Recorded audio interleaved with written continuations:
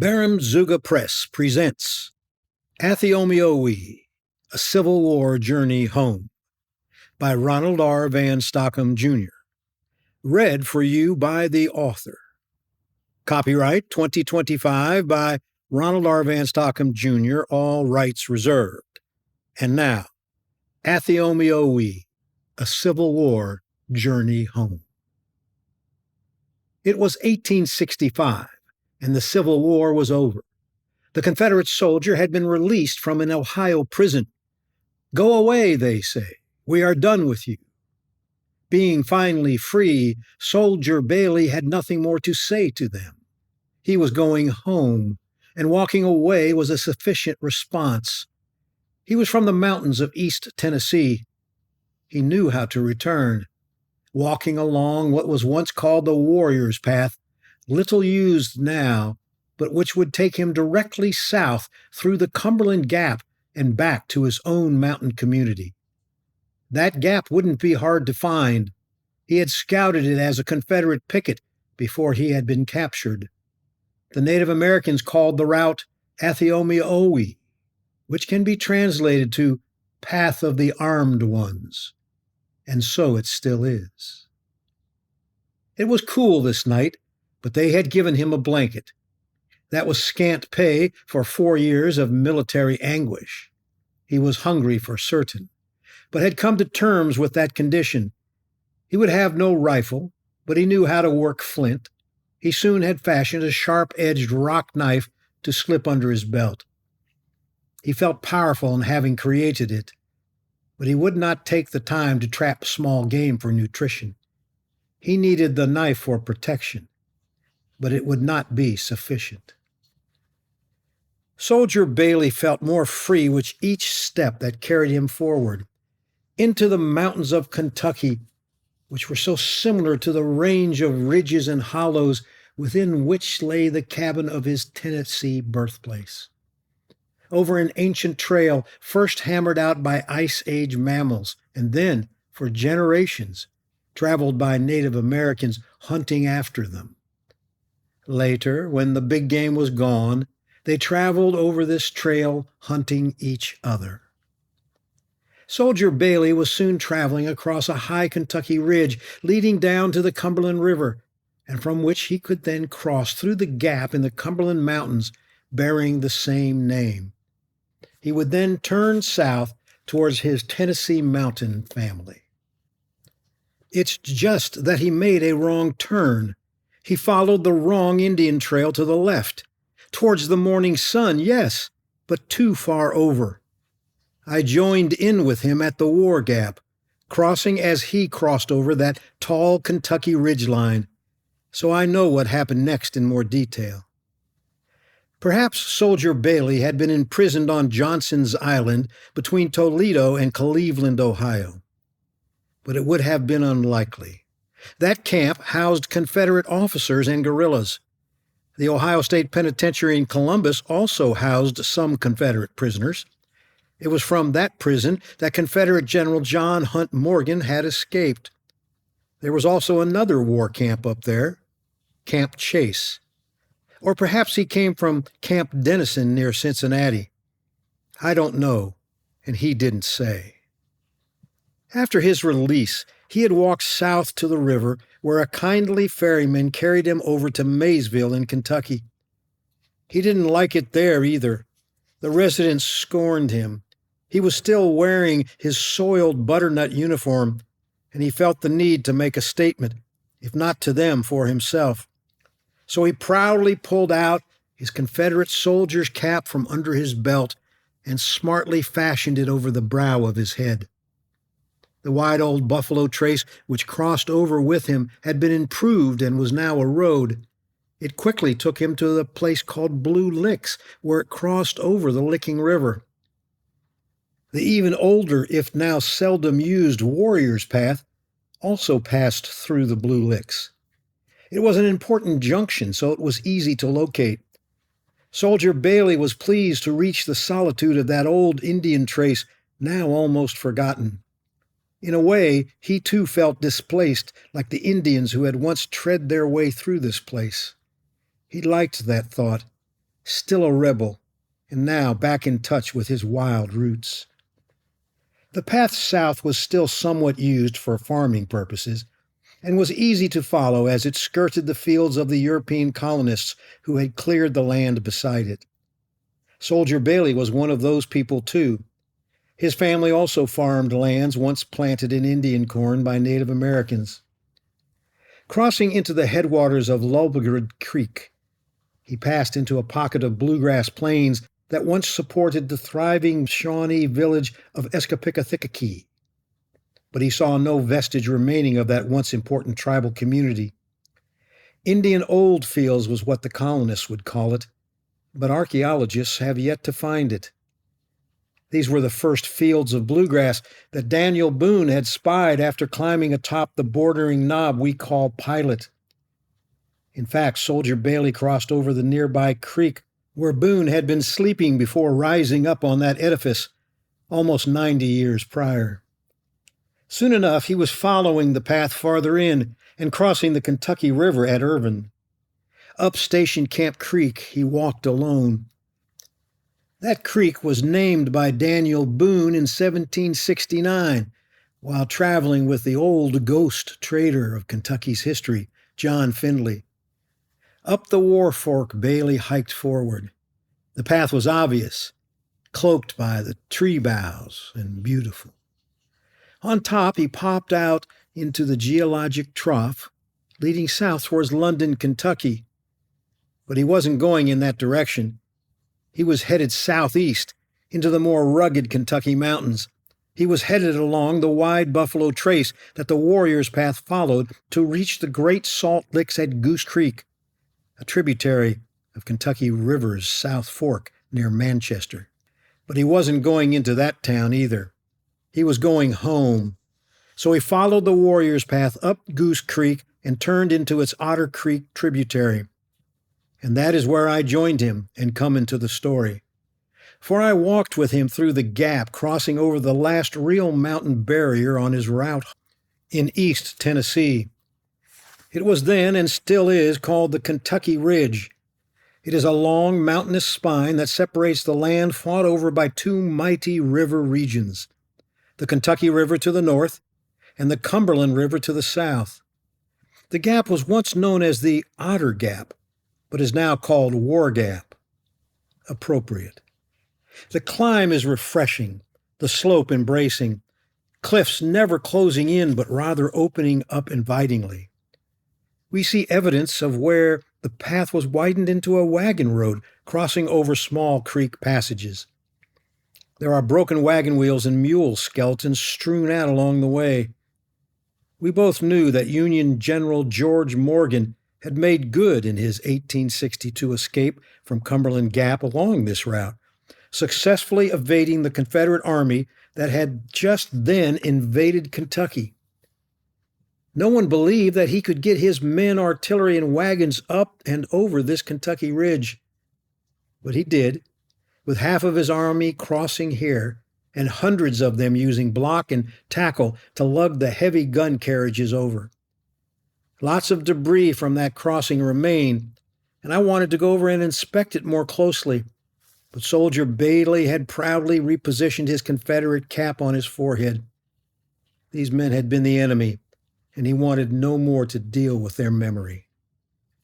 We crossed the gap together, and where the path pinched in between two large rocks, we took a breather, one on each rock, staring at each other. He was smiling now and didn't seem to care to ask how I had joined him. When he got up, I followed. The path, now a road, was easy, open walking. We were hiking down the Trace Fork of Stinking Creek, leading down to Flat Lick, Kentucky. The locals now called it Road Fork, after the path had been improved into this primitive wagon ray. We should have kept on heading down towards Flat Lick. Soldier Bailey would have soon enough reached home, but at the junction of Road Fork with Stinking Creek proper, at a place now called DeWitt, Soldier Bailey saw an obvious well-worn trail heading off to the left, upstream and east, and since that was where he thought he was headed, that's the direction he chose to go forward. He turned and in that same action removed and stowed his hat beneath his belt. This was Union land, and he just wanted to get through it. But he had turned in the wrong direction, and although I protested, he didn't seem to want to listen. So I followed, continuing to walk along beside him. The path was, in fact, an old Indian trail, but not the one headed down to the famous mineral springs of Flat Lick. This was a side spur leading up to the base camps that Native Americans established when they were hunting down there in the licks. So this path headed up Stinking Creek to one of the long side streams falling down from the east, its roaring fork. The soldier was not surprised when a primitive rutted wagon track crossed Stinking Creek to join the passage up into that tributary. That confirmed to him that he was headed in the correct bearing. I tried to convince him otherwise, but he just wouldn't listen. We crossed over Stinking Creek just before a jumble of wetland rivulets that masked the mouth of the Roaring Fork tributary, which higher up in its rocky route down would sound out its name as falling water tumbling forward. I knew this creek could lead to another pass over the mountain, so maybe all was not lost to him. It looked like the ridges here were going to quickly fold in upon us when suddenly the path opened up into a wide meadow with a well-defined tree-lined creek gently winding through it. This is where the Native Americans once came to build their seasonal hunting camps, a safe hidden ground with freshwater springs nearby and saltwater licks upstream. If Kentucky truly was a paradise to its earliest inhabitants, this was one of its gardens of Eden. The path skirted the south edge of the meadow. We saw an imposing cliff on the opposite side, which surely marked this otherwise hidden Native American haven. A small side creek came in from the south. We could see several cabins up in there, probably set higher up to avoid flooding. Although we were both hungry, the soldier didn't turn in, but continued along the path that was mostly now just a horse or mule trail. The passage tightened further as a bigger tributary cut in from around high knobs on our right. Across the main creek, we saw a perpendicular wheel turning, drawing its power from a small rock boulder dam that diverted water above it. I could imagine the millstones grinding corn and wheat, and I suddenly wanted some cakes and bread. But we soldiered on instead ahead. The mountains now began to crowd in around us, the creek and the path following in between them. They curved around, but always rising upward. Our course cut a route that looked from above like a dental pick hooking around a giant molar tooth in the maw of the mountains. We were climbing into the mouth of Kentucky's wilderness. "We can rest here," said the soldier. "By the two springs that I see by the creek." He pointed down slope. I thought that for the first time he actually included me. Until then I didn't really believe I was with him, relying instead on what I thought was an imaginative reading. But here was another ghost of history talking to me. Or was he? He had learned to appreciate his own company when locked up alone in prison, and had no problem talking to himself about ordinary meanings. I looked around. No one else was in earshot. But I was wrong then in many things. We were being followed. He knew that, of course, had been trained to pay attention. He was letting them know that he was just passing through and had no interest other than in home and family. So maybe he had actually been talking to them. I decided to test my hypothesis. "Is it safe to drink the water down there?" I spoke pointedly to him. He slowly turned around and looked directly at me. His volume rose as his gaze spread into the forest beyond. "I think the water is clean in the spring," he smiled. I think at me. But I became concerned then that perhaps I really wasn't part of his play, and that he had only briefly broken the fourth wall, only for a brief moment, to let the audience know that this would be a performance, a drama. He turned and climbed down that stream bank. But that was enough. He had brought me in, if only for a moment. I knew then that I was truly with him, and that there was more yet to be seen and recorded. Mountains whisper, don't be surprised. The people know what goes on up there, and a rebel soldier walking on through alone was well known to those he passed, the ones not seen but still looking. The Civil War brought out the killing beast inherent in the human psyche, enhancing that primitive creature's deadly attraction. It was a force that Union and Confederate leaders could use and expend like ammunition. But you can't just turn off evil and replace it with civility. And certainly not in a rugged mountain environment where soldiers from both armies had escaped and were roaming the land as bandits clothed in the false garbs of government. Justice, they said, which they sought to inflict when they caught whom they called rebel soldiers and villains. And they didn't turn in their weapons when their Civil War ended. So after the war, there was still free-range game left out on the fringe of society, and these monsters would continue to kill and maim in the name of one side or the other. So Soldier Bailey was followed. Big Bill was in the woods, now hoping for another opportunity to extract vengeance. But that was just him lying. He simply loved the killing, and his self-styled gang of Union defenders were already scattered up there in the gorge waiting. Not here, Big Bill had whispered to the others. This one is lost. We'll get him up top when he tries to cross over. Did Soldier Bailey know this? His countenance had changed, not to one of fear, but to one of reflection. As one who had charged into enemy fire, he knew fate always charged in beside him. So he would soldier on. The path was only a narrow bridle trail now. The rocky sides of the mountain had completely closed us in. At a small clearing where an opposite creek joined was built a strong cabin. This one had a small porch upon which now sat an old woman. The man of the house was away working. Upon seeing us, the woman rose and motioned us over. She waved a loaf of bread, seemingly wanting to feed us, and we were both hungry. The loaf looked to me like a swollen French mule, maybe cooked in the way of her ancestors. It was long and fat and soft and warm below its tasty, crunchy crust. She handed the loaf to the soldier, ignoring me. I could hear what she said, even though it was a whisper. "You have been followed." The old woman was direct. "The war is not over here. They wait for you up the rise, up to the right, the one leading over to Long Creek," she said. "They expect you will cross there." The old woman turned to look at me. She looked warily, as though I was unnecessary, in the way. When she spoke again, she spoke not to me, but to someone beyond. "There is another gap up to your left," she said.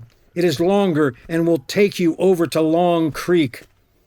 That connects to Straight Creek and will take you down to the Cumberland River ford. Cross there and continue east. You're almost to the gap in Cumberland Mountain." "Thank you, ma'am," said the soldier. "Much appreciated." He then took out his Confederate cap, which had been tucked inside his belt, and smartly set it out upon his head. As he took the bread, he smiled and tipped his hat in appreciation. As he turned to me, I could see that he was smiling. He now knew where he was going. Big Bill was watching all of this. He had not been a Union soldier or in any government-organized militia, but the mountains had trained him as a hunter, a hidden killer, watching for the next moves of the prey he was following. When we turned up along Tom's Creek, in the direction the old woman had suggested, Big Bill followed smartly. He didn't need his men to take us down. We were unarmed, and he had a pistol. By now, we were both very hungry. In fact, the soothing scent of that warm bread was exceptionally welcoming when the loaf was opened. The soldier broke it in two, and without even looking, placed half a loaf on a boulder for me. I needed no further invitation. The soft white bread inside felt like melted butter when I tasted it. I looked up, high up. These were tighter valleys, and there, hidden back inside, was a run of bare, bald cliffs. tall and wide, white and gray, like a natural stone tombstone in this natural cemetery. Tom's Cliffs, they were called, like the creek below them that the old woman had named for her husband. The soldier sat down peacefully on a fallen-down split-rail cedar fence, his back to the tall stone monument. He was chewing large mouthfuls of the warm, pasta-like bread dough. Now that will bring a smile to any observer. Crack! It sounded like a tall tree snapping and then crashing to the ground. And with that sudden startle, I spit out my meal, jumped up, and looked over. The soldier lay face first on the ground, blood seeping out of a bullet hole in his back and spreading out like slime mold through the fibers of a forest floor. "Woo-hoo!" yelled Big Bill, jumping up from behind a bush of heath like mountain laurel. "I got me a reb!" That he was mighty proud could be taken from his face. Beaming it was at causing the death of another, one of the humankind that you're not supposed to be hunting. He hadn't been trained to do it as a soldier, but the desire to kill was just in there, deep down in his nature. The Civil War, everywhere, had allowed those ancient urges to surface and find purchase again in our human condition. Big Bill jumped over the rail fence, leveling his pistol at the prostrate form of Soldier Bailey. It was disgusting, but I felt powerless to interfere. Was I a coward? I had not fought for either side in that war. The killer reached down and roughly turned over the body. Soldier Bailey was still alive. "No," said the soldier. "Home. I just want to go home." "I'll send you home all right, villain," said Big Bill, invoking that lie to give justification to his killing. Then the soldier looked over to me, silently pleading. I opened my mouth to scream, but no sound was released. My body was suddenly racked forward, and I violently vomited. Helpless I was in his time of need. Big Bill had turned to look at me with the most malevolent smile capable of forming on human features. If the devil walks amongst us, it was him that was taunting me. Then the man with the gun bent down to the man on the ground and placed the barrel up against the victim's temple. As the soldier turned his head, Big Bill pulled the trigger. "That will do it," he laughed, straightening up and reholstering his weapon. Time now to steal from his victim. First, the boots, an initial prize for any human willing to kill to get them. As he was removing the boots and trying them on for fitting, his 3 colleagues came running across the creek, hooting and hollering. "You got him! You got him!" they yelled. "Come on," said Big Bill in a masterly voice. "His clothes are yours. Come on and get 'em." What did I do? I'm ashamed to speak of it. I slipped around the big boulder and quivered. I was afraid they would come for me next, since I was a witness. They didn't. They didn't care about me. Instead, they grabbed the soldier's nearly naked body and tossed it into a hollow old fallen log as a coffin. Then they slowly walked down Roaring Fork Creek, laughing and slapping each other's backs as if they had just gone skating in winter. They were not alone in these sentiments. The Civil War had brought out evil as the price of its victory. All over the now quiet battlefields, violence kept speaking. And here in the mountains of East Kentucky, that violence fed petty dislikes to be resolved by gunfire, disputations that continued back and forth for multiple generations, feuds by families living in the mountain version of what Shakespeare already knew and of which he had written. A pair whose misadventured, piteous overthrows doth with their death bury their parents' strife. Prologue, Romeo and Juliet. Soldier Bailey did eventually make it home. All the Creek Valley residents knew what had happened. They also knew, whether by hatred or fear of retaliation, that they would do nothing about it, in the way of seeking justice, I mean. The killers bragged openly of what they had been involved in, wearing the boots and clothing of the victim as though they were animal skin trophies. They passed around his discharge papers like a scalp to be counted. So when the neighbors went up to bury the body, the community already knew the name of Soldier Bailey. It took more than 30 years for his Tennessee family to discover what had happened and petition the local government to search for his body. Permission was finally granted, and in 1899 the body was exhumed. Everyone, of course, knew where it was buried, so it was easy to find. And in that way, Soldier Bailey finally made it home, in a coffin hauled by a slow wagon down the Athiamiowee and over the Cumberland Gap. I thought of these things when I recently returned and again hiked up to the War Gap along the road fork of Stinking Creek. I think Soldier Bailey walked quietly along with me, glad to be free once more, at least in my thinking. I smiled to be with him again. The end.